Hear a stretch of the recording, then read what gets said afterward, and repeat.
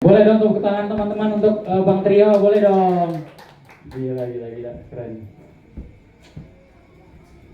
Aduh. Itu kalau nikah nggak dipikirin dulu gitu mas jadinya mas. Makanya besok kalau nikah pikir dulu gitu. Ya nggak dipikirin dulu tuh kayak kerja udah, jaga toko udah, ngewe belum, ya udah nikah aja. Ya itu pemikirannya pendek banget ya mas. Nikah 2 tahun nyari teman kayak mau cerita kemana? Nggak bisa.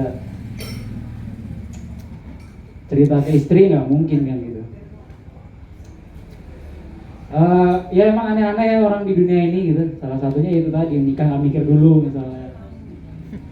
Aneh-aneh memang. Sama orang-orang yang nongkrong di warung kopi yang harganya mahal tuh aneh banget. Pasti nggak ngerti sejarah kan dulu, emang Juan doang yang bisa ngerti sejarah. Karena tuh Kalian tidak tahu sejarah kopi ya, spesifiknya kopi luwak, masa nggak tahu kalian? Nggak tahu ya, aku ceritain deh sejarah kopi luwak itu ya. Dulu itu petani-petani kopi Indonesia itu nggak bisa minum kopi kecuali orang Belanda. Sampai akhirnya mereka menemukan kotoran luwak yang ternyata kopi. Terus mereka seduh jadi kopi dan rasanya enak. Tahu nggak kenapa enak? Karena luwak itu tahu mana kopi yang kualitasnya bagus, mana yang enggak, makanya bisa jadi enak. Kenapa sekarang ada warung-warung kopi yang jual kopi 30.000 gitu? Orang Belanda apa gimana tuh? Hah? Orang Belanda apa gimana yang punya warung kopi gitu? Terus anak mudanya so-soan gitu. Kalau nggak americano nggak enak. Bapakmu aja kopi AA cuy, kopi AA gitu. 7.500 diseduh 7 kali gitu. Masih ngomong kayak, kalau nggak apa? Sikti apa sih namanya? Sikti, aduh. Nunggu tetesannya. Rasanya enak, nyedotnya harus harus kayak gitu ya kan. Kalau pakai gula dihina, apa kopi pakai gula? Nggak usah kayak Belanda gitu mas. Nggak ngerti sejarah tuh jadi goblok mas. Nggak keren, nggak bener, aku kasih tahu nih. Mumpung belum kejauhan kan gitu. Belum kejauhan. Iya, kalau apa-apa tuh harus dilihat dulu sejarahnya gimana sih gitu. Maksudnya kita udah enak-enak nyobain kopi Jambi gitu, enak, harga murah, semua orang bisa nikmatin. Kenapa Starbucks kopi nggak masuk akal anjing? Nggak masuk akal gitu. Aneh-aneh orang-orang tuh memang. Terus ada juga orang-orang aneh yang punya cita-cita jadi polisi gitu. Ada yang polisi ya, nanti salah-salah nyinggung ya kan? Iya. Ada. Oke, tetap saya omongin karena cuma bercanda. Disclaimer dulu. Menurutku ya teman-teman, enggak menurutku juga, menurut teman-temanku yang ini juga iya katanya. Aku bohong mereka nih. Kata mereka, orang yang cita-cita jadi polisi itu aneh banget. aneh emang. Di era yang udah nggak ada penjajahan. Tolol. Iya kan? Kayak jadi polisi enak gitu. Motivasinya apa? Kalau dulu mungkin menjaga negara gitu, menjaga rakyat gitu. Kalau sekarang kayak apa? Ya biar disetujui mertua gitu kayak. Sesimpel itu aja kayak, Pak aku apit jadi polisi Pak gitu. Cewek wahyu soalnya. Aneh banget gitu. Kata Gus Dur, polisi baik itu cuma 3. Ya, polisi tidur, patung polisi, sama Jenderal Hugeng. Ya. Tapi kan itu di era Gus Dur ya. Jenderal Hugeng kan udah nggak ada kan. Ya. Jadi menurutku polisi baik yang nggak ada dong. Iya kan? Iya dong. Ada bang. Ada patung polisi nggak ada. Polisi tidur udah tidur sembarangan ya. Udah bukan di depan masjid, sekarang di depan rumah orang kaya ada polisi tidur. Aneh banget kan? Di rumah orang kaya gitu kayak. Biar orang nggak bisa melintas kenceng gitu. Ya, maksudnya orang miskin juga boleh kan dikasih polisi tidur gitu. Aneh banget. Karena ada contoh nyata teman-teman. Tepatnya temannya Juan gitu. Dia pengen jadi polisi gitu. Tahu gak dia ngomong apa? Aku mau jadi polisi. Kenapa? Karena kerjanya cuma absen. Bahwa ini beneran nyata. Kalau nggak percaya aku panggilin nanti orangnya ke sini. Beneran. Namanya Panji ya, saya nggak lupa gitu. Karena kerjanya cuma absen gitu. Aku penasaran tahu dari mana dia. Ternyata bapaknya polisi. Oh, kerja bapaknya cuma absen ternyata. Ya oke. Dulu aku berdoa untuk jangan jadi polisi deh orang ini gitu. Ya kan, dia cuma absen doang gitu kan, kacau gitu. Tapi setelah melihat ada kasus polisi tembak polisi gitu, kayak mendingan dia yang jadi ya kan. Paling tidak cuma absen ya kan, nggak nembak temennya gitu, nggak nembak temennya gitu. Kalau absen doang kan ya udah pulang, absen main PS, absen ngecengin cewek-cewek lain gitu kan cuma bisa lah gitu. Nggak sempat kepikiran nembak temennya gitu. Iya, iya kan ya dong. Mendingan dia kan yang jadi cuma absen ya udahlah daripada hilang nyawa kan. Tapi ya itu kasus itu aneh banget kan, setelah hukuman mati ternyata diralat jadi hukuman seumur hidup. Satu Indonesia marah gitu dengan keputusannya.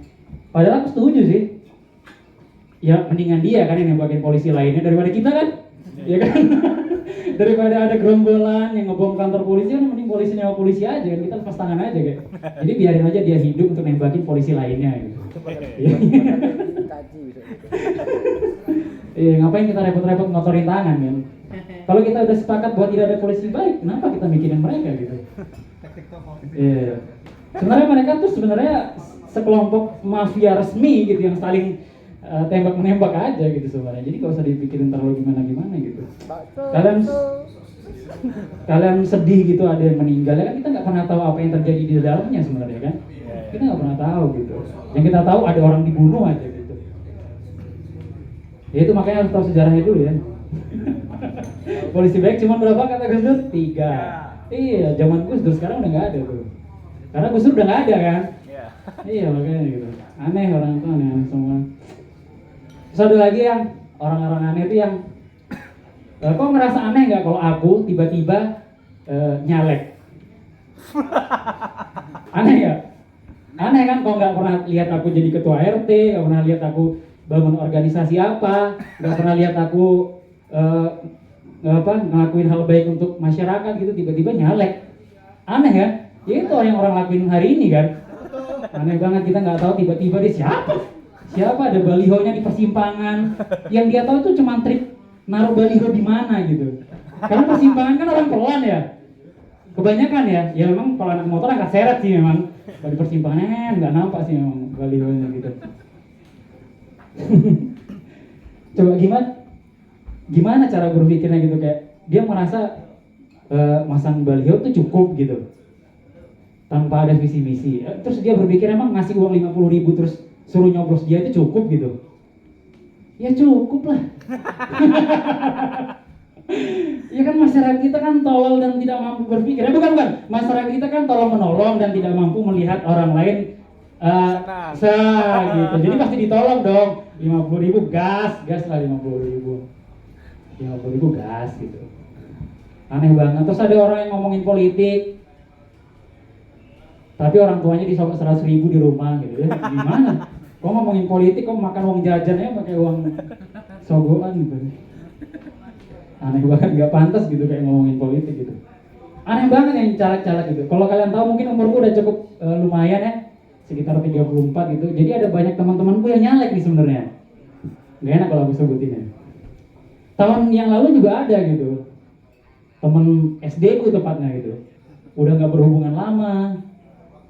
Facebook gak temenan gitu. Instagram gak follow, tiba-tiba datang minta dukungan, pengen dicoblos gitu. Karena dia tahu aku punya banyak teman-teman yang di bawah umurku jauh gitu, generasi ini gitu. Boleh bantu aku untuk membangun negara kita gitu. Dengan semangat milenial dia. Yang di bawahku Gen Z anjing, dia nggak tahu milenial sama Gen Z tapi nyalek. Anjing, aneh banget gimana sih? Milenial tuh aku gitu, kalau aku tuh ya Gen Z gitu. Dia aja nggak bisa kategori gitu aja, nggak tahu gimana aku mau bantu gitu.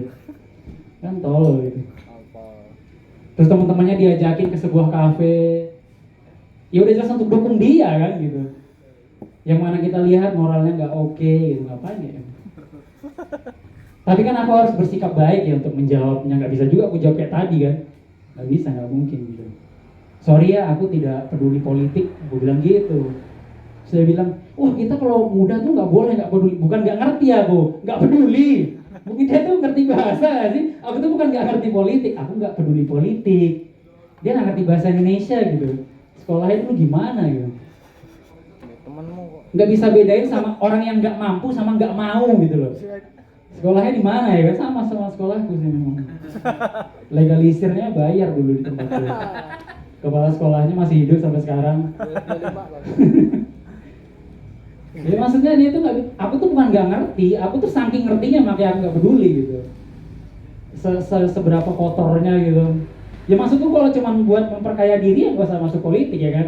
Dagang aja, usaha atau bikin neo misalnya atau iya nggak usah yang aneh-aneh gitu kayak masuk politik. Karena dia tahu bahwa kalau kita masuk politik maka kita punya bisnis, usaha, PT dan segala macam akan dimudahin gitu. Tanya aja Pak Terima. Nggak usah dia. Iya benar. Kita tuh harus megang atasnya gitu kalau mau dapat bawah-bawahnya gitu. Aneh-aneh banget gitu. Gak ngerti lah aku gitu sama orang-orang ini gitu. Banyak banget orang aneh. Ada lagi orang aneh yang paling cemen gitu. Perempuan atau istri yang ingin didengar opininya, padahal suaminya dulu menikahinya karena dia cantik doang gitu. Enggak, maksudnya aku kasih sadar gitu. Maksudnya, dia tuh dulu nikahin kau karena kau cantik, mungkin kau seksi gitu. Ya berarti di rumah jangan ngeluarin opini lah. Kalau mau ngeluarin opini ya mending laki-lakinya menikahi perempuan lain yang lebih pintar kan gitu. Makanya jangan banyak ngomong gitu kan. Dia nggak ngerti gitu kan. Aku pengen didengar dong gitu. Enggak, aku nggak lihat itu dari kau dulu gitu, enggak. Karena kau gede aja gitu. Gitu aja gitu. Harus ngerti gitu posisinya tuh gimana gitu. Aneh-aneh banyak orang yang ngerti siapa dirinya. Ada. Apalagi yang belum disinggung. Aduh. Aneh-aneh banget memang. Aspan. Ada juga orang-orang yang aduh gak enak juga ngomongnya. Kenapa? Ya mungkin gak aneh ya karena orangnya ada di sini makanya aku sebutnya gak aneh gitu. Aku penasaran kenapa ada orang segerombolan datang ke coffee shop tiba-tiba main game gitu kayak ngobrol dong mas, sharing gitu keadaan hidup. Maksudnya kalau gamenya online kan bisa dari rumah gitu. Aneh gitu. Nggak ketawa kan kalian karena orangnya ada di sini orangnya. Gak ngerti aku.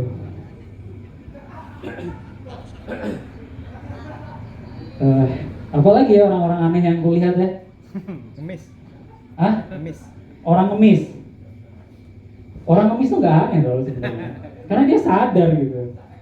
Dia perlu ngemis gitu. Cuman kan ada orang-orang yang nyalek seharusnya dia ngemis tapi nyuruh-nyuruh, nah itu aneh. Aneh banget itu. Caleg itu kan sebenarnya harus ngemis ya, ngemis suara kayak tolong aku, coblos aku. Tapi seolah-olah dia kayak aku punya uang nih, kau harus coblos aku gitu. Kalau ada nyalek yang ngemis ya aku coblos sih dia. Iya kan? Iya dong, berarti kan dia tahu perannya apa gitu. Nggak cuma karena punya uang bisa gitu. Kalau cuma 50.000 sih ya kurang lah. Iya nggak sih? 2 juta gitu. Masih kurang sih kalau 2 juta gitu. Ya emang dia mau ya aku bayar 50.000 terus kok nyoblos calon lain ya gitu. Nggak mau dia kan? Nggak mau kan? Nggak mau dia kan? Dia datang nih ke aku bayar 50.000 ya coblos aku gitu. Terus ya udah aku bayar 50.000, kok coblos calon lainnya, lawanmu mau nggak dia? Nggak mau kan? Ya orang aneh tuh. Dan sebelnya emang orang-orang aneh ini teman-teman kami teman-teman.